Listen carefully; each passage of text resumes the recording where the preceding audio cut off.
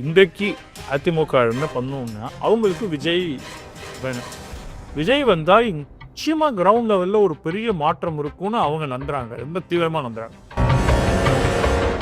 ஒரே கூட்டணி வைக்கக்கூடிய 3 பேரும் அவர் தள்ளி நம்ம 2 பேரும் ஒன்று அப்படிங்கிற மாதிரி இருந்தால் கூட அது மக்கள் மத்தியில் ஏற்றுக்கொள்ளப்படாது. இல்லை, மக்கள் ஒரு கூட்டணியை முழுமையாக பார்த்து வாக்களிக்க போகிறாங்கன்னு நான் நினைக்கல.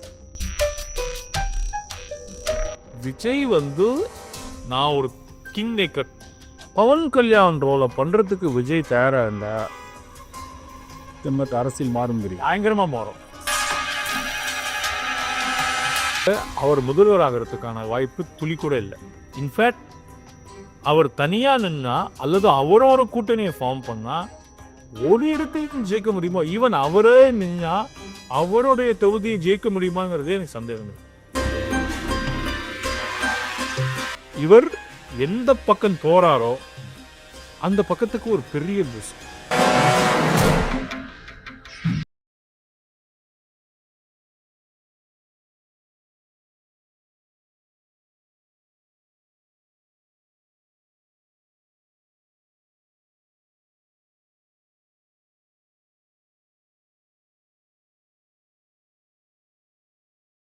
தமிழ் அலை நேயர்களுக்கு வணக்கம்.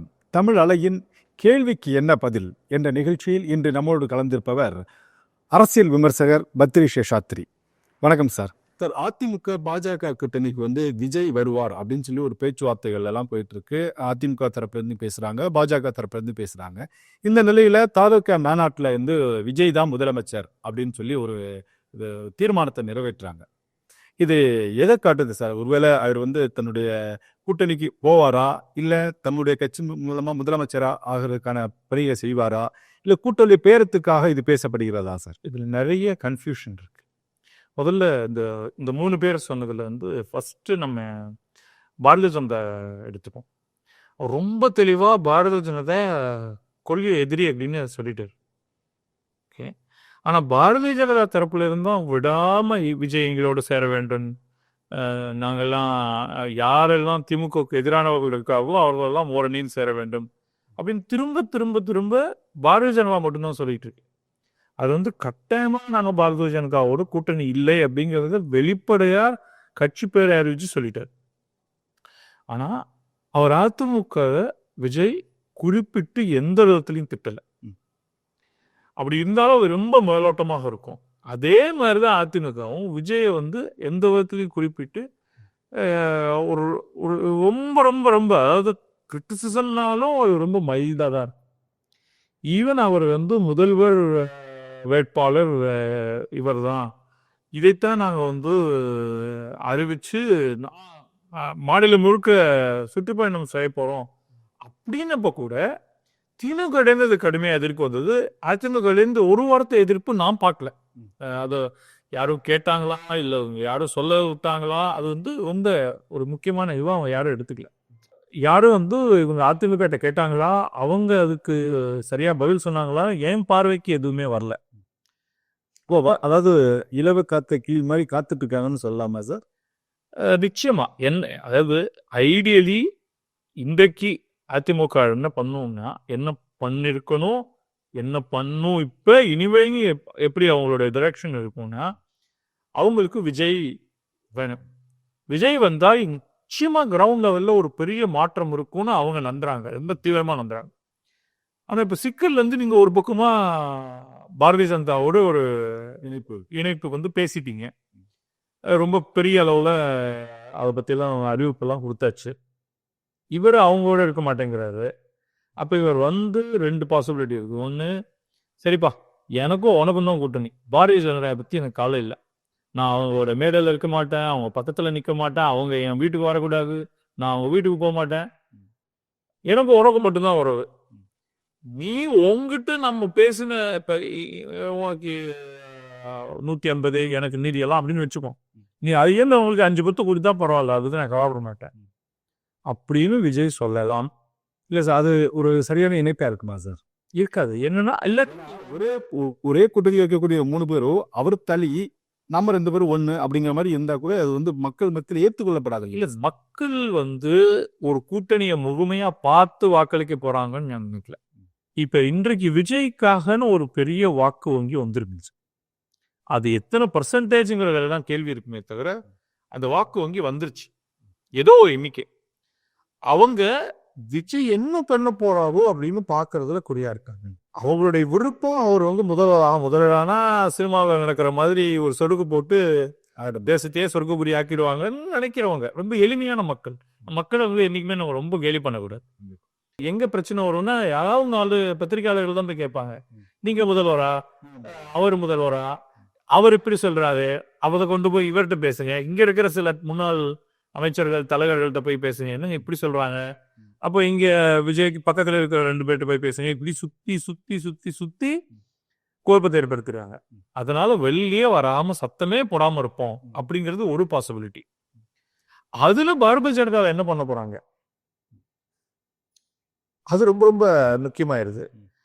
இல்ல அதுக்காக தான் வந்து இப்ப வரிசையா இன்றைக்கு இவர் பேசினது கூட அமித்ஷா இல்ல, அமித்ஷாவுடைய ஸ்டேட்மெண்ட்டுக்கு பதிலாக எடப்பாடி பழனிசாமி சொன்னது, நாங்கள் பெரும்பான்மையுடன் ஆட்சி அமைப்போம், நாங்கதான் கூட்டணி ஆட்சியெல்லாம் ஒன்றும் கிடையாது அப்படின்னு சொல்றதையும், சரி பாரு உங்ககிட்ட பேசினேன், நீ வந்து என்னுடைய சிஸ்டத்துக்குள்ள நீ வரமாட்டல அப்படின்னு நீயே பிரிஞ்சுப்போ, உடனே இது வந்து விஜய்க்கான இடம் தெரிந்திருக்கிறது அப்படின்னு நாங்க சொல்ல முடியும். பட் விஜயும் உடனடியாகவும் பதில் சொல்ல போறது இல்லை. ஸோ அந்த கோட்டை வந்து இந்த 3 பேருக்குள்ளயுமே மாறி மாறி இருக்கும். இதுக்கு ஒரே வழி ஒண்ணுதான், விஜய் வந்து நான் ஒரு கிங் மேக்கர், நான் உள்ள வந்து நான் ஒரு பெரிய, நான் வேற ஒரு இடத்துல இதை பத்தி சொல்லியிருக்கேன், பவன் கல்யாண் ரோலை பண்றதுக்கு விஜய் தயாரா இருந்தா அரசியல் மாறும், பயங்கரமா மாறும்.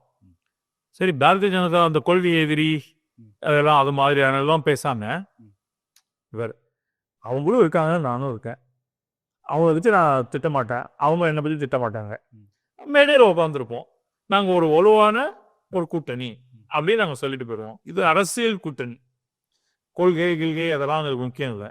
இப்போதைய தேவை வந்து ஆட்சி பிடிக்கிறது, திமுக அகற்றுறது அப்படின்னா பாரதிய ஜனதாவுக்கு ரொம்ப சந்தோஷமா இருக்கும். அப்புறம் சீட்டை இங்க வந்து எப்படி இருந்தாலும் சண்டை ஆகும், அது ஒரு மாதிரி அதை கூட அவங்க அட்ஜஸ்ட் பண்ணிப்பாங்க. இன்ஃபேக்ட் இன்னைக்கு பாரதிய ஜனதா இருக்கிற நிலையில அவங்க வந்து கிட்டத்தட்ட மனசுல வந்து ஒரு முடிவு பண்ணிட்டாங்க, நமக்கு வந்து 2029 தான், இப்போதைக்கு திமுகவை தோற்கடிக்கணும், அப்ப செகண்ட் ஃபிடில் தேர்ட் ஃபிடில் ரொம்ப குவைட்டா இருக்கிறதே நல்லது அப்படிங்கிறதுக்கு. ஆனா அப்படியான சூழ்நிலை இல்லையே சார். ஆனா அமித்ஷா பேசுறதும் அவரோட ஊதுகுழலாம் அண்ணாமலை பேசுறதும் இந்த மாதிரி, அண்ணாமலை மட்டும்தான் இங்க அவங்க ஒரு ப்ராப்ளமா பாக்குறாங்க.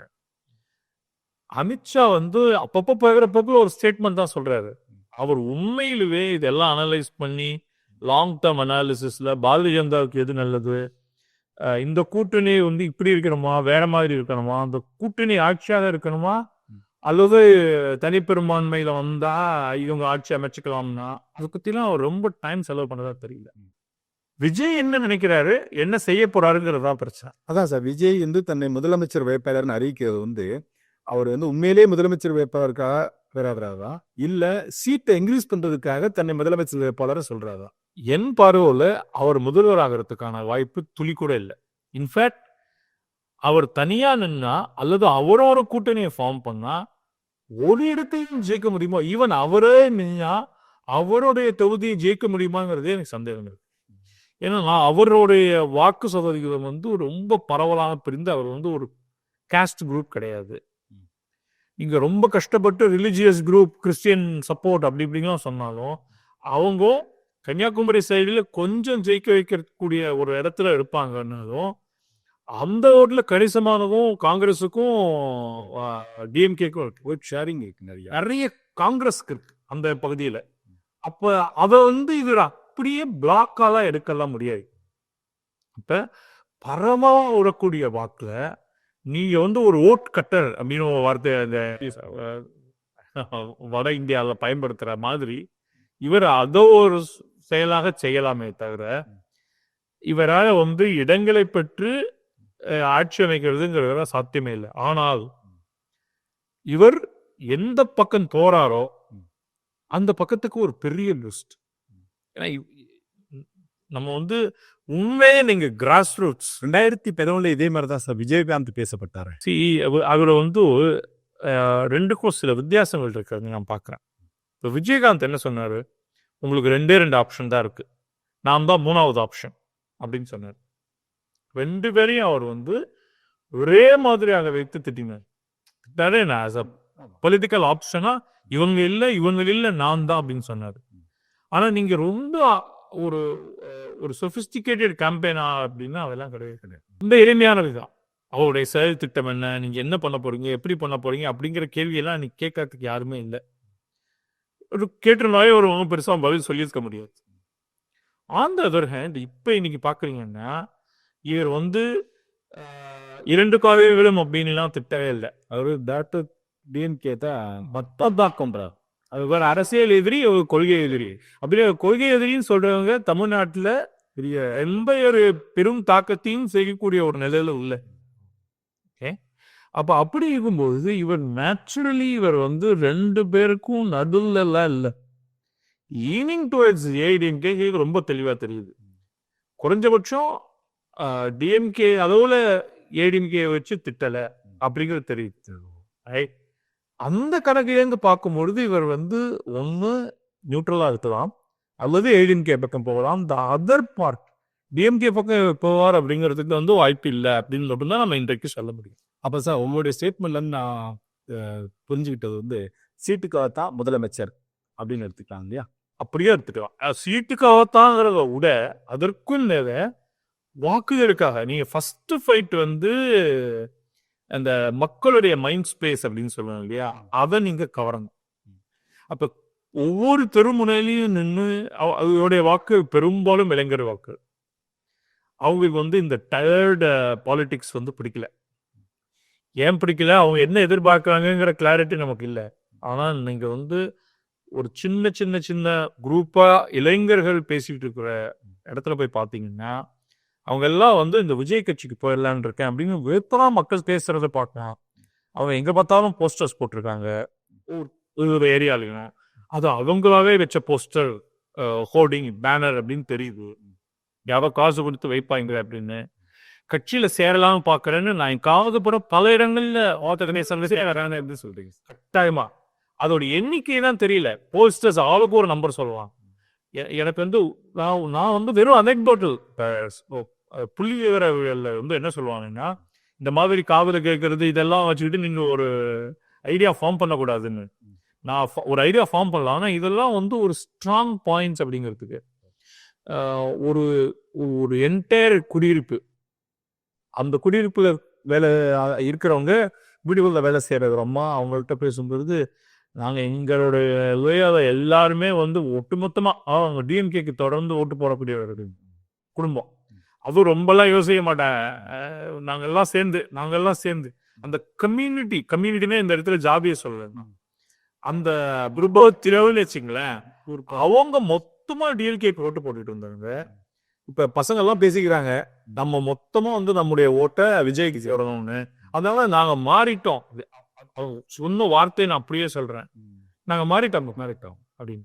இப்ப என்ன மாறிட்டீங்க, எது அந்த மாற்றத்தை ஏற்படுத்திச்சு? அதுக்கெல்லாம் வந்து நீங்க ஒரு பெரிய டீடைல்டு அனாலிசிஸ் தான் இப்போதைக்கு பண்ண முடியாது. நாளைக்கு வந்து சமூகவியலாளர்கள் உண்மையிலேயே இந்த அரசியல்ல என் ரிசல்ட்டுக்கு பிறகு அதுக்குள்ளெல்லாம் போய் அனலைஸ் பண்ணி இந்த மாற்றம் ஏன் நடந்ததுன்னு ஒரு நாளைக்கு ரிசர்ச் பேப்பர்லாம் எழுதலாம்.